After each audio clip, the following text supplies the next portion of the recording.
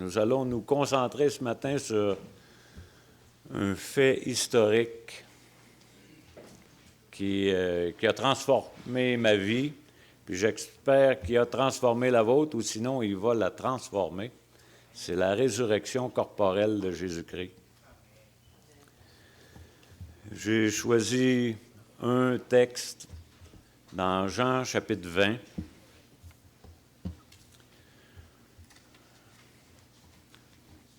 Pour les besoins de la circonstance. Puis, je vais vous lire les 10 premiers versets. Le premier jour de la semaine, Marie de Magdala se rendit au sépulcre dès le matin. Comme il faisait encore obscur, elle vit que la pierre était ôtée du sépulcre. Elle courut vers Simon-Pierre et l'autre disciple que Jésus aimait et leur dit: « Ils ont enlevé du sépulcre le Seigneur, et nous ne savons où ils l'ont mis. » Pierre et l'autre disciple sortirent et allèrent au sépulcre. Ils couraient tous deux ensemble, mais l'autre disciple courut plus vite que Pierre et arriva le premier au sépulcre. S'étant baissé, il vit les bandes qui étaient à terre. Cependant, il n'entra point. Simon-Pierre, qui le suivait, arriva et entra dans le sépulcre et vit les bandes qui étaient à terre et le linge qu'on avait mis sur la tête de Jésus, non pas avec les bandes, mais plié dans un lieu à part. Alors l'autre disciple, qui était arrivé le premier au sépulcre, entra aussi, et il vit, et il crut. Car il ne comprenait pas encore que selon les Écritures, Jésus devait ressusciter des morts. Et les disciples s'en retournèrent chez eux. Et le récit continue. Puis nous, on va prier. Notre grand Dieu, nous voulons nous courber devant toi, t'exalter, t'adorer, parce que tu es le Dieu suprême de cet univers, le Seigneur et le Sauveur de tous les croyants. Seigneur, tu as vaincu la mort, tu es sorti corporellement, vivant du tombeau, après avoir donné ta vie en sacrifice pour le péché, les péchés de chacun d'entre nous, les êtres humains. Merci, Seigneur, pour l'amour que tu as manifesté à l'humanité entière en acceptant de venir sur cette terre, prendre une chair comme la nôtre, à l'exception du péché, puis d'accepter volontairement de souffrir le châtiment que chacun de nous méritons à cause de nos péchés. Je te prie, Seigneur, de convaincre, de nous enseigner, de nous corriger s'il y a lieu, puis de nous amener sur le chemin de la justice. Tu es notre justice. Tu es sorti vivant de la mort. Tu es vivant. Puis tu veux vivre dans chacun de nous. Merci pour ton amour. Merci pour ta présence. Puis je te prie, Seigneur, de bénir cette parole, la tienne, ta parole, dans le beau nom de Jésus-Christ. Amen. Si les adversaires du christianisme pouvaient trouver une façon de le détruire, le christianisme, une des façons là, qui serait vraiment de mise, ce serait de faire sauter la résurrection corporelle de Jésus-Christ. Puis, comme je le dis habituellement, ne me croyez pas, allez voir dans les Écritures. Dans 1 Corinthiens 15, au verset 17, c'est dit: « Et si Christ n'est pas ressuscité, votre foi est vaine. Vous êtes encore dans vos péchés. » Si Jésus était encore dans le tombeau, ce qu'on est en train de faire, là, ce serait inutile. Ce serait futile. Ce serait une perte de temps. La foi chrétienne, elle repose sur deux gros piliers, puis celui sur lequel on va s'appuyer surtout ce matin, c'est la résurrection corporelle de Jésus-Christ. Puis c'est un fait historique vérifiable.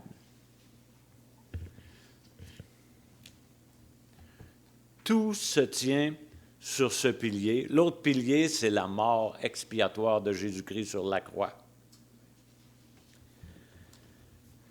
Tout se tient sur ces deux piliers. Puis si la résurrection corporelle de Jésus-Christ s'écroule, eh bien, tout s'écroule. Si la résurrection corporelle de Jésus-Christ se tient, eh bien, tout se tient. C'est une vérité objective que je vous partage ce matin, qui est soutenue dans une époque où tout est subjectif. Là, vous allez dire de quoi il parle. Eh bien, quand c'est objectif, là, eh bien, c'est indéniable. Puis quand c'est subjectif, eh bien, moi je pense que, non mais moi je pense que, ça c'est subjectif. Ça peut varier d'une personne à l'autre. Ce qui est objectif, là, ça tient sur une base absolue. Puis, c'est pas la norme présentement dans le monde dans lequel on vit, d'avoir des convictions objectives. Ah, tu as ta vérité, j'ai la mienne. Puis, on doit se respecter. D'accord? Mais on doit baser nos convictions sur quelque chose d'objectif, de solide.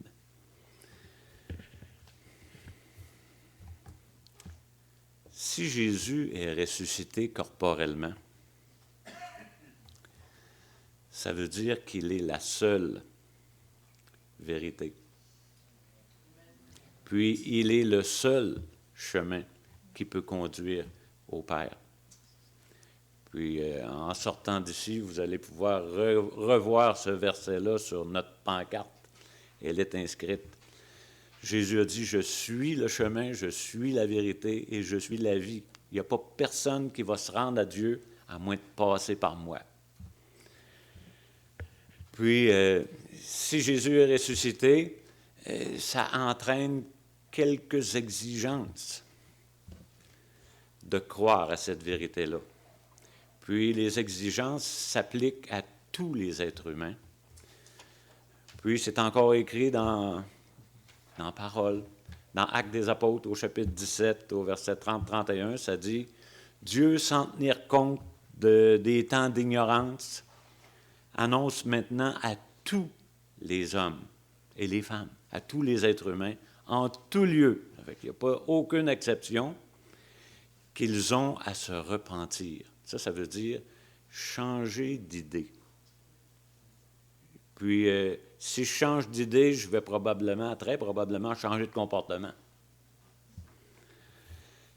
Se repentir parce qu'il y a une raison pourquoi les hommes et les femmes doivent se repentir, parce que Dieu a fixé un jour, un moment où il jugera le monde selon la justice par l'homme qu'il a désigné.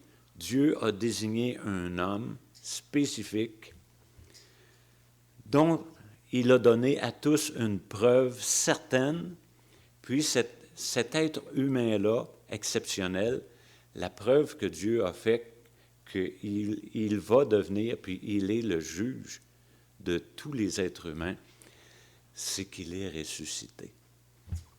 En le ressuscitant des morts, cet être humain-là a vaincu la mort.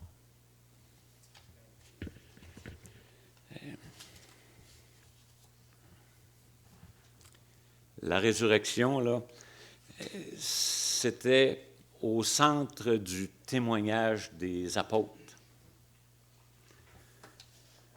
Puis les apôtres, là, étaient transformés par cette vérité-là. Je vais juste vous lire un verset, un passage dans Actes des Apôtres, au chapitre 3, versets 14 et 15. Puis, les apôtres sont en train de parler aux dirigeants juifs de l'époque, puis il leur dit, « Vous avez renié le saint et le juste, et vous avez demandé qu'on vous accorde la grâce d'un meurtrier. Vous avez fait mourir le prince de la vie, que Dieu a ressuscité des morts. Nous en sommes témoins. » Puis ça prenait du courage pour annoncer une chose comme celle-là. Puis la résurrection était au centre du témoignage des apôtres, des premiers témoins oculaires de sa résurrection. Mais pourquoi? Puis la réponse, c'est que la résurrection de Jésus-Christ, corporelle de Jésus-Christ, c'est soit le plus grand miracle de l'histoire de l'humanité, ou c'est la plus grande supercherie de toute l'histoire de l'humanité. C'est un ou l'autre. Il n'y a pas de milieu. Tu crois à la résurrection corporelle de Jésus-Christ ou tu n'y crois pas. C'est tout. Puis le but d'un des apôtres, l'apôtre Jean, puis des autres aussi, les autres apôtres qui ont vu, eh bien, c'est que... Puis ils ont écrit, parce que nous, on ne le voit pas, on ne le verra pas non plus. Mais on va le voir à un moment donné, mais entre-temps, on ne le verra pas. Puis,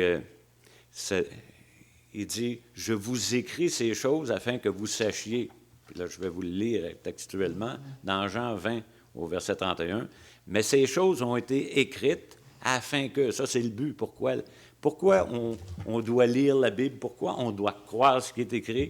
Eh bien, ces choses ont été écrites afin que vous croyiez que Jésus, c'est le Christ, le Fils de Dieu, et qu'en croyant, vous ayez la vie en son nom.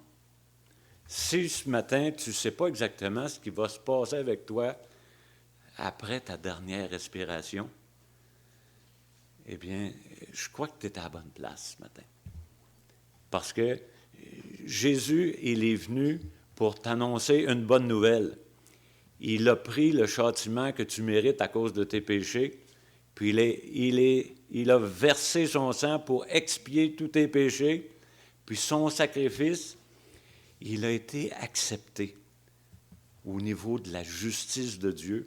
La justice de Dieu a été satisfaite, puis la preuve de cette justice-là, c'est que Dieu l'a ressuscité. Puis lui, il est sorti vivant du tombeau. Il vit présentement, Jésus-Christ. Il a vaincu la mort. Il a éliminé le péché ou la condamnation du péché. Parce qu'on lutte encore avec le péché, malheureusement.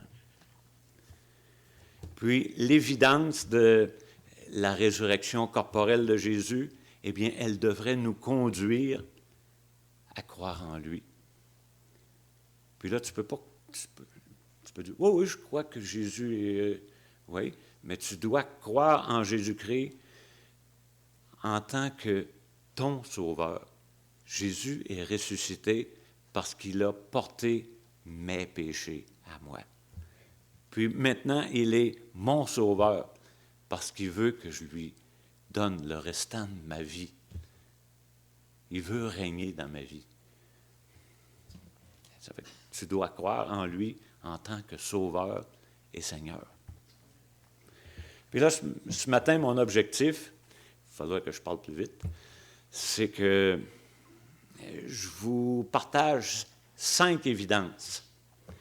5 évidences, entre autres dans l'Évangile de Jean, pour appuyer la résurrection corporelle de Jésus-Christ de la mort. Puis la première évidence, c'est la pierre. La pierre avait été roulée, puis le tombeau était vide.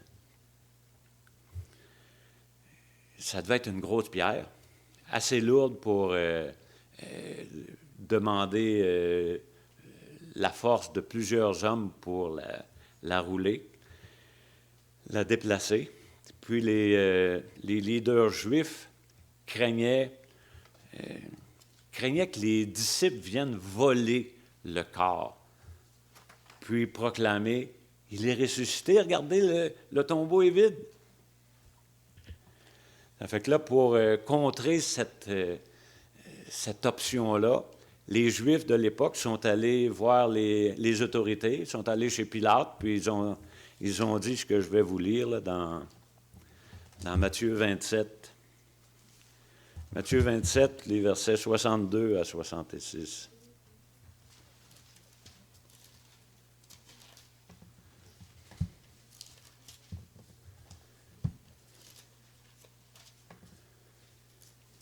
Le lendemain, qui était le jour après la préparation, les principaux sacrificateurs et les pharisiens allèrent ensemble auprès de Pilate et dirent, « Seigneur, nous nous souvenons que cet imposteur, là il parlait de Jésus, là, nous nous souvenons que cet imposteur a dit, quand il vivait encore, « Après 3 jours, je ressusciterai. Ordonne donc que le sépulcre soit gardé jusqu'au 3e jour, afin que ses disciples ne viennent pas dérober le corps et dire au peuple, « Il est ressuscité des morts. » Cette dernière imposture serait pire que la première. Pilate leur dit, « Vous avez une garde, gardez-le, comme vous l'entendrez. » Ils s'en allèrent et s'assurèrent du sépulcre au moyen de la garde, après avoir scellé la pierre. Ça fait. Ils ont mis une garde des soldats, puis ils ont scellé la pierre. Ça fait que si la pierre bouge, il y a quelqu'un qui est venu, puis il a bougé la pierre. Ça fait que on va contrer cette imposture-là. Avec son corps ressuscité, Jésus l'a prouvé, là, dans les 40 jours qui ont suivi sa résurrection, qu'il aurait pu passer à travers la pierre, sortir du tombeau. Il ne l'a pas fait. Il y avait une raison pour ça. Il voulait que des témoins oculaires puissent entrer dans le tombeau. Il y a un ange, il est arrivé un miracle, là, l'intervention divine. Il y a un ange, vous lirez ça cette semaine là, dans Matthieu. Et il l'a tassé à la pierre. Puis il a effrayé les soldats. Puis, les femmes étaient sur le point d'aller mettre des aromates, puis s'occuper du corps. Puis il dit, « Pour vous, craignez pas. Vous autres, vous êtes mieux de rester tranquilles. » Il parlait aux soldats. Puis il dit, « Vous voyez, il n'est plus là. Il est ressuscité. » Puis ils sont allés courir à Pierre et Jean. Pierre et Jean ont couru jusqu'au sépulcre. Puis Jean a vu. Il n'est pas entré. Pierre est entré. Il a vu. Puis Jean est rentré par la suite. Puis il a vu. Puis il a cru.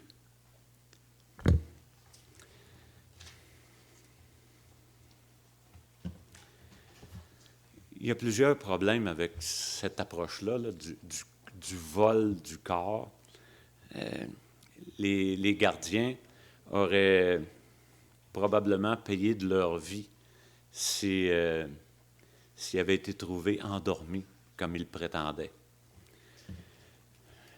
Puis, si la pierre était scellée, ça aurait sûrement fait du bruit de briser le sceau de la pierre, de rouler la pierre, puis là, qu'aucun des soldats se réveille, c'est peu probable, très, très, très peu probable. Puis l'autre gros point, c'est que les disciples, on va voir ça un petit peu plus loin, là, mais les disciples, après la crucifixion, ils étaient démoralisés. Ils étaient effrayés. Puis on va voir, là, il y a des versets, ils s'étaient embarricadés, la porte fermée, par crainte des Juifs, des leaders. Est-ce qu'une gang d'effrayés, de démoralisés vont comploter de tasser une pierre pour voler un corps, faire accroire que le Seigneur est ressuscité tandis qu'il est mort? C'est peu probable.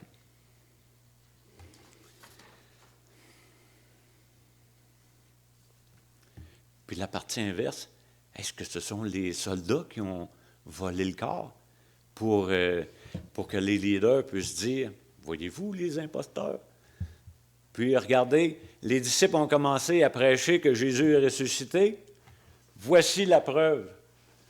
Voici le corps. Jésus n'est pas ressuscité. On a le corps. On l'a volé nous-mêmes. Gang d'imposteurs que nous sommes.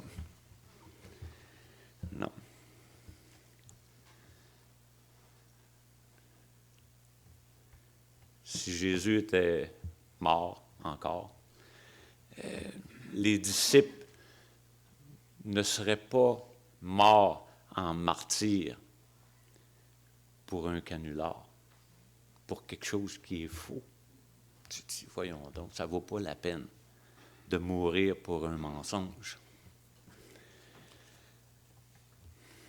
Non. La pierre roulée puis le tombeau vide témoignent de la résurrection de Jésus. La deuxième évidence, je vous dirais que c'est ma favorite.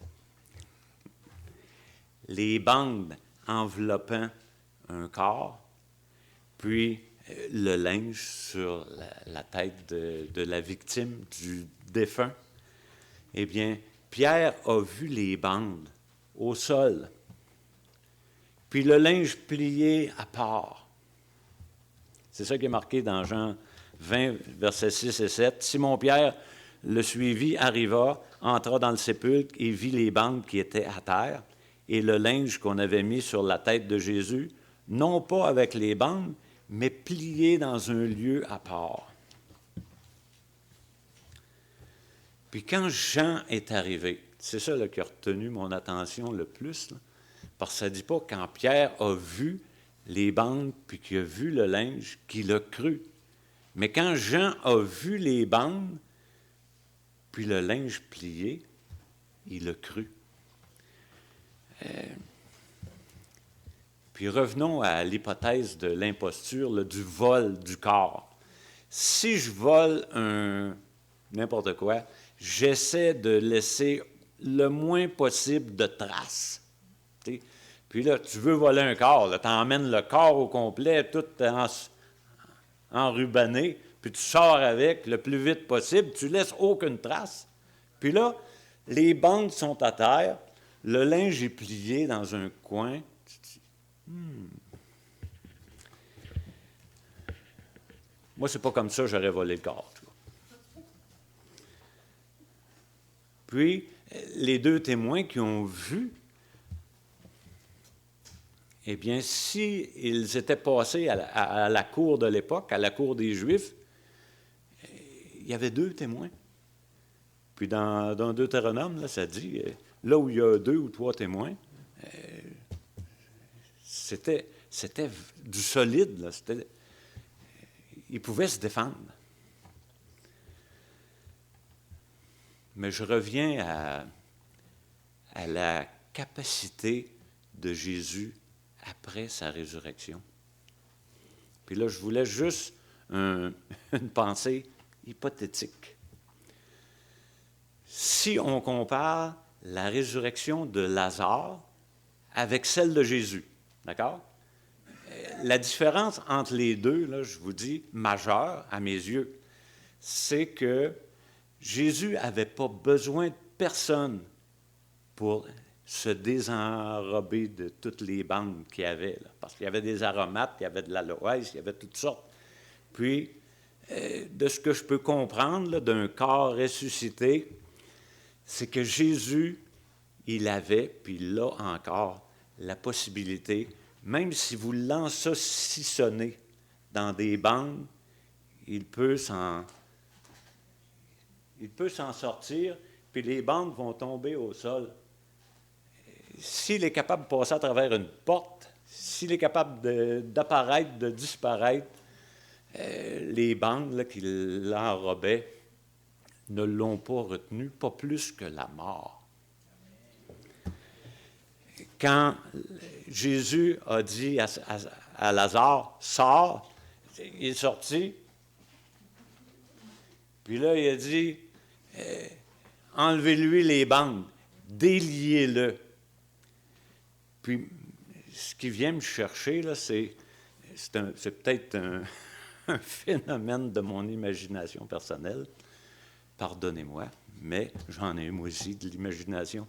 Puis je me dis, à mon avis, les bandes qu'il a vues au sol, là, c'était vraiment... imaginez que Jésus était couché, puis il s'est levé, puis les bandes ont resté telles quelles au sol, vides. Puis Jean a vu ça. puis, je sais pas, ça commence à tourner, là. Puis tu vois le linge qui était sur sa tête plié. Tu te dis, ouais, c'était pas un nerveux, Jésus. Il est sorti de son enrobage, il a pris le linge qui était sur la table, sur sa tête, il l'a plié, puis il dit, on va mettre ça là. Puis il est parti. Il est sorti. Fait que,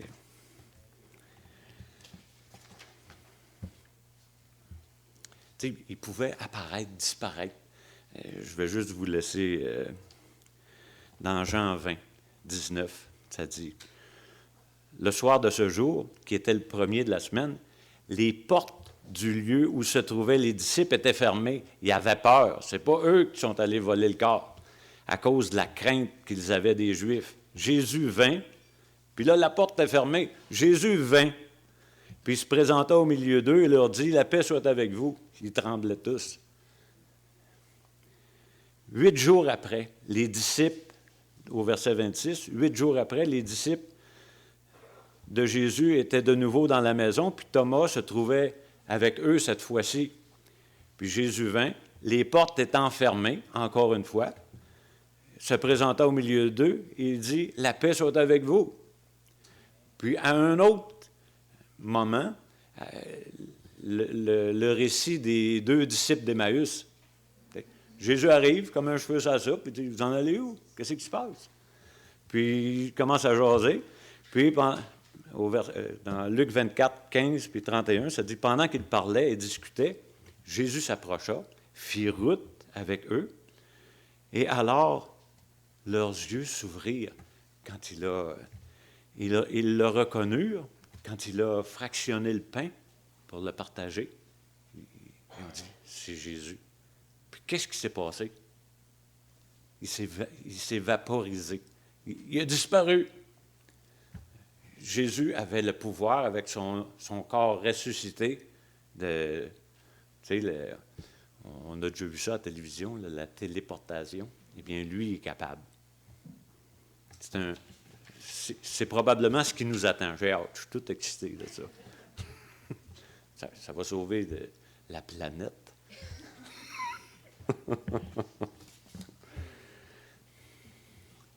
Ça fait que pour moi, c'est une des évidences les plus excitantes pour moi. Jésus n'a pas besoin de personne pour enlever ses bandes. Puis il a pris le temps de plier le linge là, qui était sur sa tête. La troisième évidence, c'est ses apparitions après sa résurrection. Dans Jean, il est rapporté quatre apparitions distinctes. Là. Il est apparu à Marie-Madeleine. Il est apparu aux disciples, sauf Thomas. Puis, quelques jours après, il est revenu, puis tous les disciples, dont Thomas, étaient là. Puis, après ça, les gars ont décidé d'aller à la pêche. Puis, Jésus est allé sur le bord de la rive, de la mer de Galilée. Puis, il leur est apparu là aussi. Puis, un autre endroit, dans la lettre de Paul aux Corinthiens, Paul mentionne que Jésus est apparu à plus de 500 frères à la fois, dont quelques-uns sont morts et dont quelques-uns sont encore vivants. Eh bien, il y a eu une multitude d'apparitions à une multitude de personnes distinctes à des moments différents.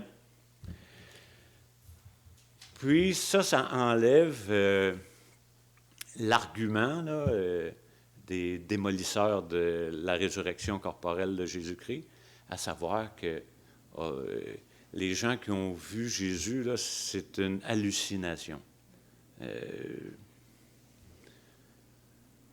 Mais tu peux difficilement créer des hallucinations à plusieurs moments distincts auprès de personnes différentes, là. Tu dis, peut-être une fois, mais pas 7, 8, 10 fois, là, à des personnes différentes, dans des environnements différents. Non. La réponse, c'est non. Non pour les hallucinations.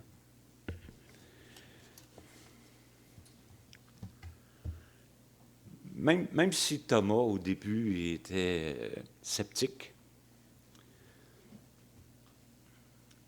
il a changé d'idée quand il l'a vu.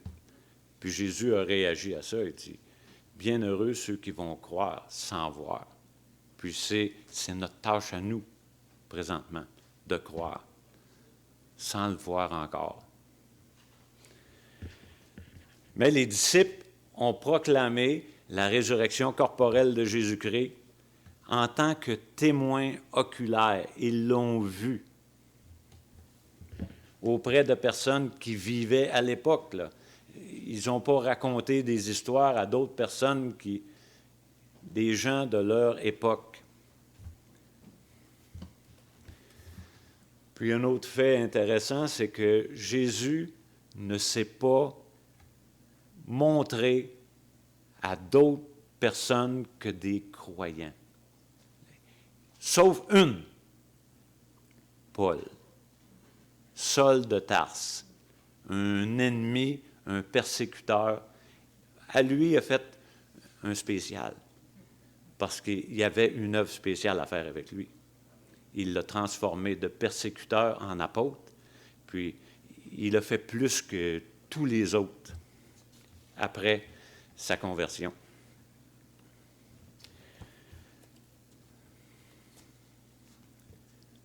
La quatrième évidence, c'est la vie transformée des premiers témoins. Puis là, rappelez-vous, là, ils étaient tous embarricadés, puis la porte fermée, il y avait peur. Puis, quand la Pentecôte est survenue, puis qu'ils ont reçu l'Esprit de Christ en eux, leur vie a été transformée.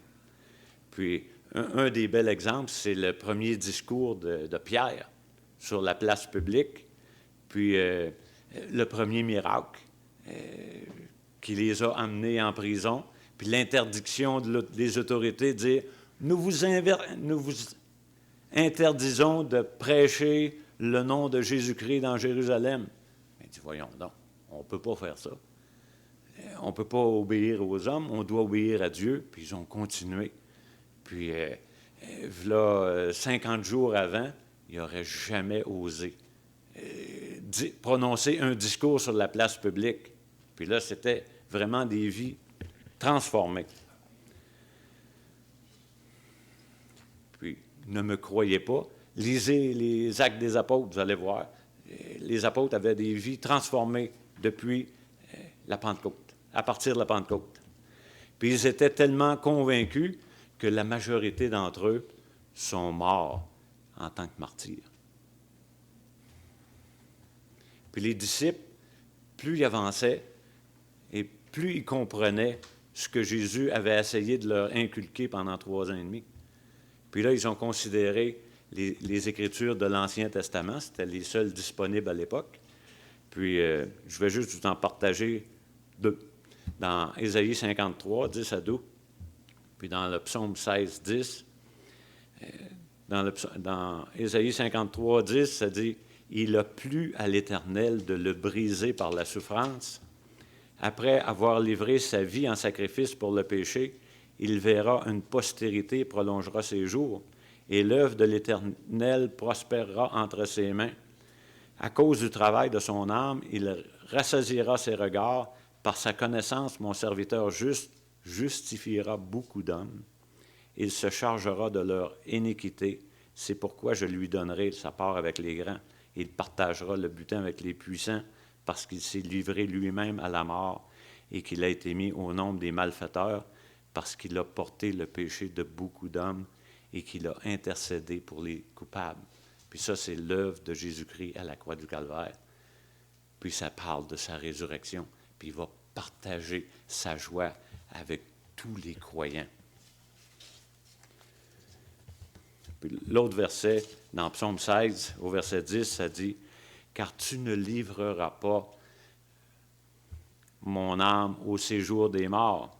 Tu ne permettras pas que ton bien-aimé voie la corruption. » Pierre a repris ce passage-là, puis il dit ce passage-là, comprenez-moi bien, il n'est pas question du roi David. C'est pas David qui est question là, c'est de Jésus-Christ. Jésus n'a pas vu la corruption parce qu'il est ressuscité le troisième jour. David, lui, il est encore dans le sépulcre. C'est de la poudre probable. C'est poussière. Mais Jésus, ce n'est pas poussière. Le tombeau, il est vide.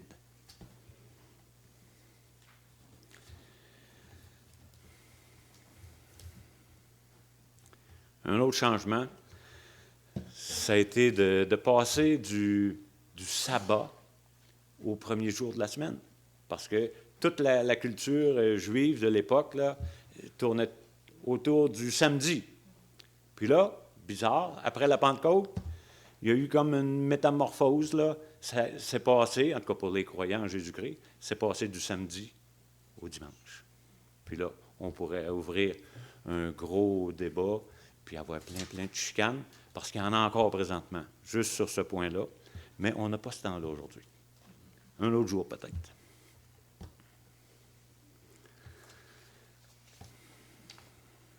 Pourquoi changer une institution qui avait toffé pendant des décennies et plus encore? Mais ils l'ont fait pour proclamer spécifiquement la résurrection corporelle de Jésus-Christ. Si Jésus est encore dans le tombeau, on pourrait encore célébrer le sabbat. Mais c'est terminé. Jésus a vaincu la mort. Il est vivant. Puis ça vaut le détour de célébrer sa vie le dimanche, entre autres. Puis la dernière évidence, c'est vraiment la personne de Jésus-Christ, puis ses déclarations étonnantes qui ont tonné tout le temps de ces 3 ans et demi sur la terre. Vous pouvez étudier les récits des évangiles pour découvrir qui était Jésus, qu'est-ce qu'il enseignait, ses déclarations qu'il a faites, les miracles qu'il a accomplis, les prophéties qu'il a accomplies.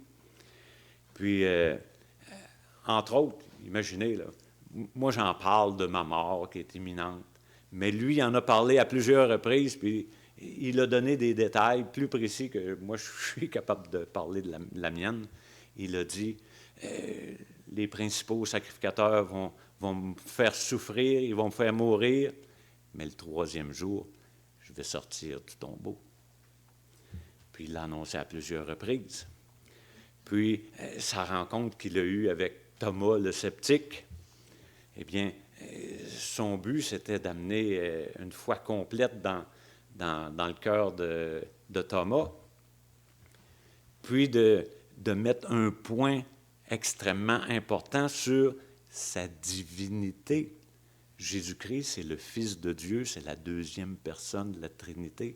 Jésus, il est 100% homme, être humain, puis il est 100% Dieu. Si Jésus était seulement le meilleur enseignant du monde, eh bien, un gars comme Thomas n'aurait pas proclamé « Mon Seigneur et mon Dieu ». Il a déclaré officiellement Dieu. Il s'est prosterné devant lui, il l'a adoré. Puis c'est ce qu'on doit faire aussi parce qu'il est digne de notre adoration, parce qu'il est Dieu. Ça aussi, c'est un autre sujet à chicane. Mais on n'a pas ce temps-là. Je suis convaincu qu'il est Dieu. Puis il est homme.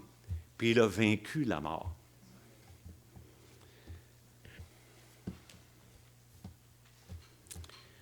Tout ce qui est rapporté dans l'Évangile sur sa personne, sur ses enseignements, témoigne contre le fait que Jésus soit un charlatan ou un lunatique.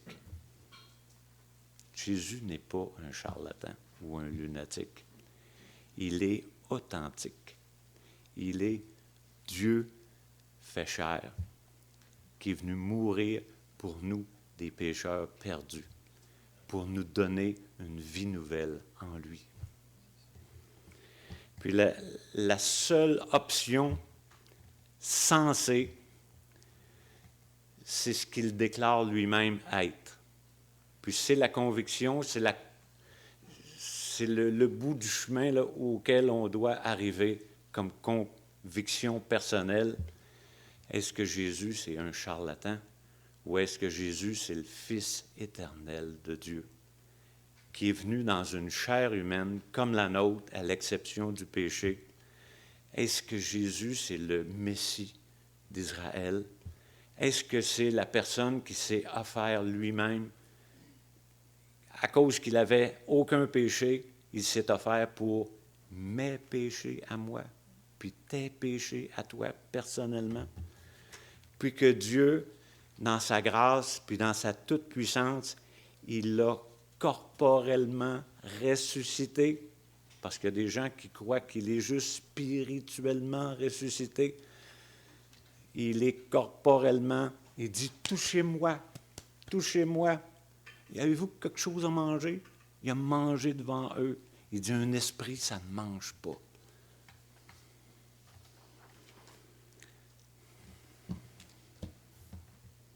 Il veut que tous ceux qui ne l'ont pas vu, puis là je parle à un auditoire potentiel, il n'y a pas personne ici qui l'a vu. Tous ceux qui ne l'ont pas vu, qu'ils croient pour avoir la vie éternelle.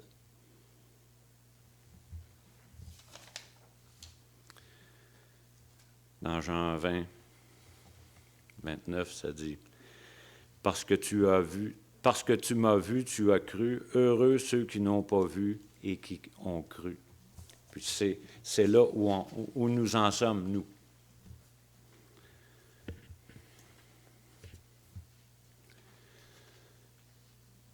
Ce sont les 5 évidences que je voulais vous partager. Je vais juste conclure avec des applications. Maintenant, si tu crois là, que Jésus-Christ, il est Dieu, puis qu'il est mort pour toi, puis qu'il est ressuscité, il est sorti du tombeau, il a vaincu la mort, eh bien, tu dois proclamer cette bonne nouvelle-là. C'est tout. On doit en parler autour de nous. Il faut que les gens l'entendent. La réponse des personnes à qui tu vas en parler, c'est pas de ton ressort. Ton mandat, c'est de proclamer la bonne nouvelle. Dieu, il va se charger du restant. Nous, il nous demande de semer, puis d'arroser. Puis, c'est lui qui fait germer la semence. C'est tout. Ça fait que notre responsabilité, c'est d'annoncer. Jésus-Christ, il est mort pour tes péchés, puis il est ressuscité pour ta justice à toi. Dieu t'a fait justice dans la personne de Jésus-Christ.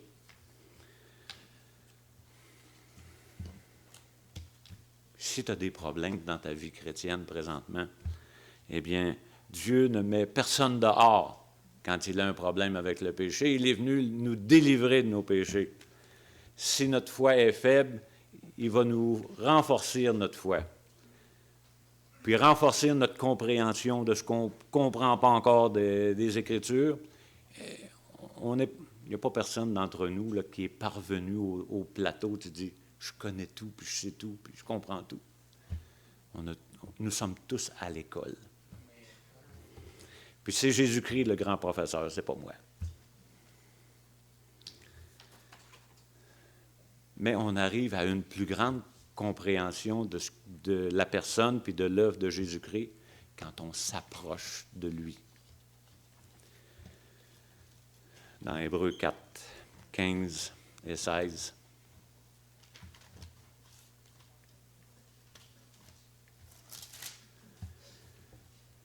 Ça dit, car nous n'avons pas un souverain sacrificateur qui ne puisse compatir à nos faiblesses. Au contraire, il a été tenté comme nous en toutes choses, sans commettre de péché. Approchons-nous donc avec assurance du trône de la grâce pour obtenir miséricorde et trouver grâce pour être secourus dans nos besoins. Si on s'approche de Jésus tel que nous sommes, avec les problèmes que nous avons, il ne nous rejettera pas. Il est venu pour nous délivrer. Fait que tu dis, « Oh, je ne suis pas encore assez propre, je ne suis pas encore assez saint pour m'approcher de Jésus. » Perds pas ton temps, va à Jésus, tel que tu es. Puis si tu crois dans la résurrection corporelle de Jésus-Christ, ça devrait t'encourager personnellement pour ta propre résurrection. Elle est future. Puis elle va être formidable. où on attend la bienheureuse espérance, là, c'est le retour sur les nuées pour aller rejoindre Jésus dans les airs avec notre corps ressuscité. Je vous laisse avec un verset dans un passage dans Apocalypse 21, 3 et 4, ça dit « J'entendis du trône. » 21.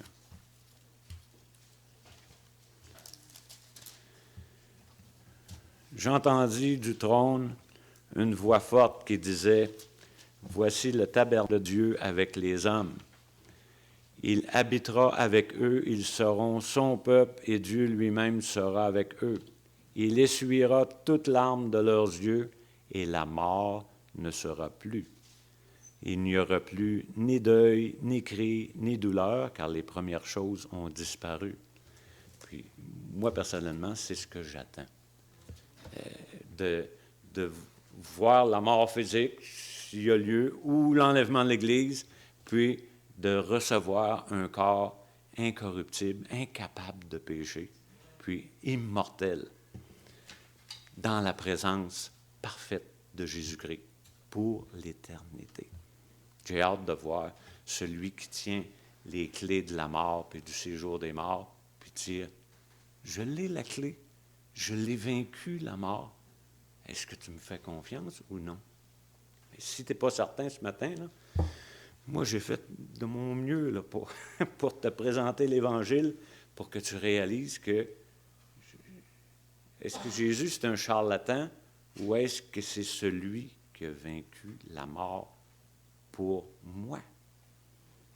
Puis dès l'instant où tu réalises que c'était pour moi, ça change une vie pour l'éternité. C'est ma prière pour toi. On va prier. Éternel, c'est un privilège de te connaître. Merci. Merci d'être venu sur cette terre, d'avoir marché comme un être humain, parce que tu étais un vrai homme, sans commettre aucun péché, pour éventuellement mourir pour tous mes péchés, puis tous ceux qui m'écoutent aujourd'hui, présentement, dans cette salle. Seigneur, je te prie de convaincre ceux qui ne sont pas encore convaincus, puis de les régénérer pour une vie nouvelle, qu'on puisse se réjouir avec eux puis avec toi pour l'éternité, parce que tu as vaincu la mort. Merci. Dans le beau nom de Jésus-Christ. Amen.